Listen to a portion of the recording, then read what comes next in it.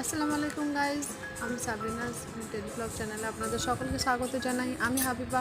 আজ বানাবো সুজির বড়া। 1 চামচ পরিমাণ ঘি দিয়ে নিলাম, তারপরে সুজিটা ঢেলে দিয়ে 1 কাপ মতো ভালো করে ভেজে নেবো। ভেজে নেওয়ার পরেতে আমরা দুধ দিয়ে দেবো। একটু একটু করে দুধ দিয়ে ভালো করে অনবরত নাড়তে থাকবো যতক্ষণ না সুজিটা টেনে যাচ্ছে, ভালো করে ডো করার মতো চিপচিপ ভাবটা না চলে যায় ততক্ষণ করে যাব।